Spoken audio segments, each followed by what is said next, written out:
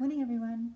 I've got another story to read to you, and it's one of my children's favourite story when they grew up. It's called After the Storm, and it's by Nick Butterworth, and it's published by Collins. We've had a really blustery night and a blustery morning, and I thought this book might be a nice book to read. Percy the park keeper couldn't sleep. Outside his hut a great storm was raging, with thunder and lightning and pouring rain. Percy wasn't frightened by the thunder, and he loved to watch the lightning as it lit up the whole park. He didn't even mind the rain. But there was one thing that Percy didn't like.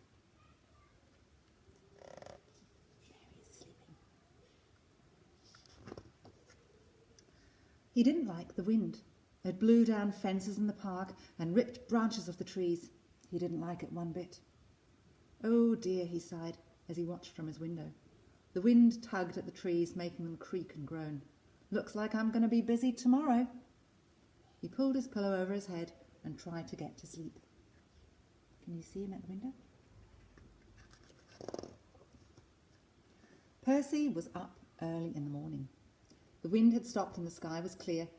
Percy loaded up his wheelbarrow with all the things he would need to make repairs and clear up after the storm. Then he set off to inspect the damage. He felt happy as he took deep breaths of the fresh, clean air. Perhaps the damage wasn't going to be that bad after all.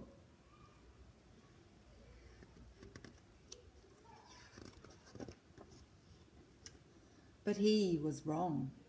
Something dreadful had happened. A great big oak tree that had stood by itself on top of a little hill had been blown over by the storm. The giant tree had been one of Percy's favourites. Now it looked very sad lying on its side, with its massive tangly roots sticking up into the air. But it wasn't just one of Percy's favourite trees. Some of Percy's animal friends lived there, and now their homes were wrecked. Percy hurried up to the fallen tree. Look at those big roots.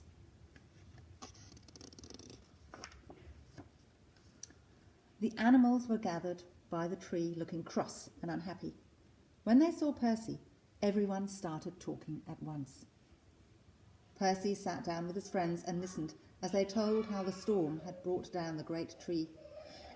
And now we have nowhere to live, said the badger.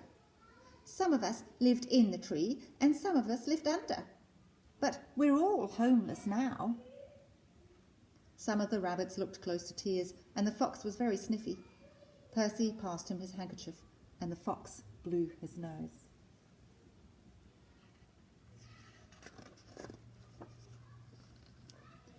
Percy stood up. We'll just have to find you somewhere else to live, he said. Come on, everybody, jump into my wheelbarrow. The animals felt better now that Percy was with them. First, he took them to the pine wood. But nobody wanted to live there. Too dark, squeaked the mice. Too gloomy, said the hedgehog. So Percy took them to the shrubbery. But nobody wanted to live there either. No big trees, complained the squirrels. No big roots, moaned the rabbits. Never mind, said Percy. We'll try across the stream.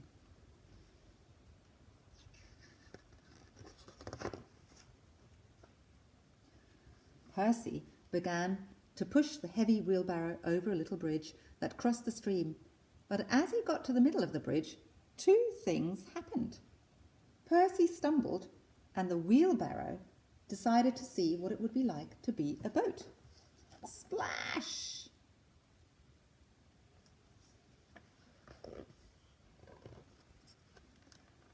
Suddenly, Percy and his friends found themselves drifting downstream to where the stream opened out into a lake. Percy stood up and looked around. We'll have to paddle back to the shore, he said. But then something caught his eye. No, wait, said Percy. Let's paddle across to the other side of the lake. I have an idea. The animals looked puzzled. What was Percy up to? Slowly, they paddled the wheelbarrow across the lake.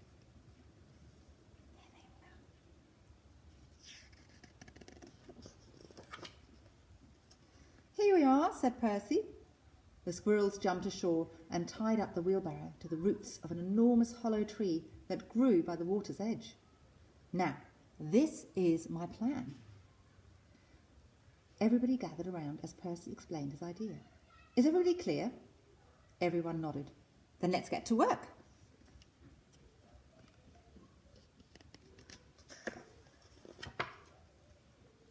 They began by unloading all of Percy's tools and the planks of wood from the wheelbarrow. Then Percy explained exactly what he wanted each one to do. He showed the badger how to use a saw, and he showed the squirrels how to knock in nails. The fox drilled holes and the rabbits screwed in screws. The mice were kept busy fetching and carrying for everyone else. At lunchtime they took a short break to share some of Percy's peanut butter sandwiches. Then they got busy again.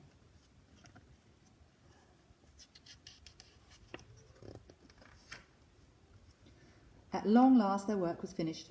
A very tired Percy stood back to admire their handiwork. Now the squirrels had a brand new home, and so did the mice. And the rabbits had a new home, and so did the badger, and the fox, and the hedgehog. In fact, every one of Percy's friends had a fine new place to live. There's the squirrel, the mice, and the rabbits, the fox, the badger, and the hedgehog. Well done, everybody, said Percy. This is the best treehouse I've ever seen. What about you, Percy? Called the badger. Aren't you going to join us? Percy smiled. I think I'll stick to my old hut, he said. Besides, said Percy, taking an acorn out of his pocket, I still have one job left to do back at the little hill. Can you see he's holding the little acorn? That's going to grow into a big oak tree. And let's have a look what's here. See if I can unfold it. Oh, look at this amazing tree. The teamwork that went on here. There's some squirrels right at the top somewhere. They're coming down a slide with a hedgehog. And the rabbits are walking up some steps. And who's living down here? There's Badger over there. And there's some are those little mice on a little boat? What a busy tree. Look how many animals are living in there. Beautiful. Did you enjoy that story? Ooh. It's tricky to fold back up again. All right, kinder kids.